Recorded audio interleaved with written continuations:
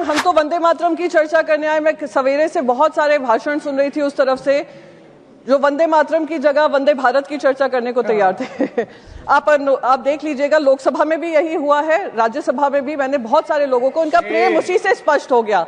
कितना वंदे मातरम और कितना वंदे भारत में उनको अंतर पता है। जब हमारे देश के जवान बॉर्डर पे लड़ते हैं, हमारे तुकाराम ओमले जी आतंकवादी को पकड़ते पकड़ते वंदे मातरम कहकर अपनी जान देते हैं, बलिदान देते हैं। वो ये नहीं पूछते हैं तीसरा और चौथा स्टैंजा कहाँ है। वो इससे प्रेरित होते हैं कि वंदे मातरम के लिए वो सेवा कर रहे हैं, वंदे मातरम के लिए बलिदान कर रहे हैं। सर, माननीय श्रीमती प्रियंका चतुर्वेदी। सर, वंदे मातरम के 150 साल पूरे होने पे मुझे इस चर्चा में भाग लेने का सौभाग्य प्राप्त हो रहा है, उसकी मुझे बेहद ही खुशी है। पर उससे ज्यादा खुशी मुझे इस बात की है कि जब हम इस चर्चा को सुन रहे थे, जो सही 150 साल का वंदे मातरम का इतिहास है देश की जनता के सामने पहुंचा है, जब विपक्ष ने पूरे इतिहास की सही क्रोनोलॉजी जनता के सामने रखी है। मैं देशवासियों से अपील करूंगी कि इस चर्चा को ध्यान से सुने और जो व्हाट्सएप हिस्ट्री 2014 से चालू हुई है, जो मैं कहती हूँ जो उससे प्रभावित हैं, जो उससे पीड़ित हैं, वो जरूर इस चर्चा को सुने, क्योंकि सही इतिहास जनता के सामने जाना बहुत जरूरी था और ये इस चर्चा के माध्यम से हुआ। मैं तो अब आपके माध्यम से सर ये भी रिक्वेस्ट करूंगी कि क्विट इंडिया मूवमेंट पे चर्चा हो, स्वतंत्रता संग्राम पे चर्चा हो, और वो सारी चर्चा जो 2014 से धूमिल करने की कोशिश की गई थी, वो सारी चर्चा का विषय बने। जैसे ये जो इतिहासकार हैं व्हाट्सएप हिस्ट्री के माध्यम से व्हाट्सएप हिस्ट्री फैलाते हैं, उनका करियर का दी एंड हो सर। और मैं हैरान थी जब कहा कि भारतीय जनता पार्टी वंदे मातरम की चर्चा करना चाह रही है।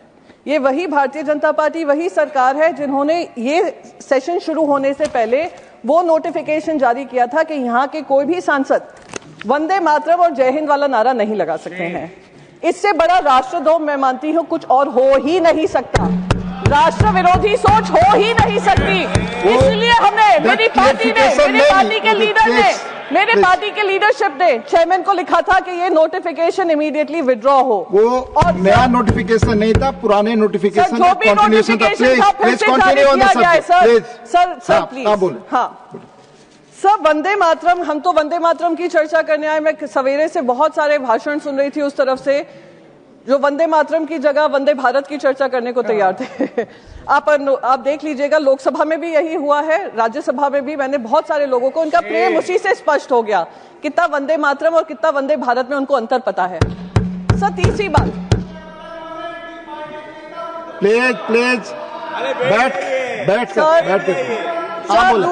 सर तीसरी चीज, आप बैठ जाए। गृह मंत्री ने ये कहा कि ये सेलिब्रेशन है। बिल्कुल सेलिब्रेशन है, पर ये भारतीय जनता पार्टी का सेलिब्रेशन नहीं था, क्योंकि उन्हीं के भाषण में उन्होंने ध्रुवीकरण की बात रखी, अपना पॉलिटिकल एजेंडा चलाने की बात रखी।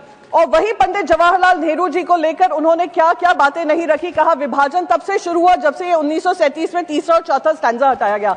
सर, जब ये स्टैंजा हटाया गया था, जब हमारे देश के जवान बॉर्डर पे लड़ते हैं, हमारे तुकाराम ओमले जी आतंकवादी को पकड़ते पकड़ते वंदे मातरम कहकर अपनी जान देते हैं, बलिदान देते हैं। वो ये नहीं पूछते हैं तीसरा और चौथा स्टैंजा कहाँ है। वो इससे प्रेरित होते हैं कि वंदे मातरम के लिए वो सेवा कर रहे हैं, वंदे मातरम के लिए बलिदान कर रहे हैं। सर, लास्ट मिनट सर, एक ही 30 सेकेंड लूंगी सर।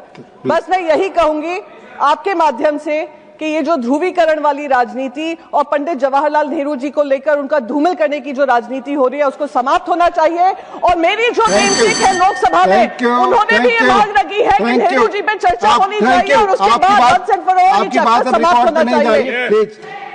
ऑनरेबल मेंबर्स, माननीय प्रियंका जी ने एक चीज कही, उसके संदर्भ में मैं आपको स्पष्ट करना चाहता हूं। Honourable members, before each session of Rajya Sabha we reiterate the parliamentary customs and conventions which are mentioned in the publication handbook for members for information. The para regarding the same was issued in the parliamentary bulletin part 2 on earlier occasions also. This from part of etiquettes to be observed. बोलने से मना नहीं किया था। आप भाषण में उन नारों को कोट न करें, भाषण होने दें इसके बारे। Please take your seat, please, nothing is going on record.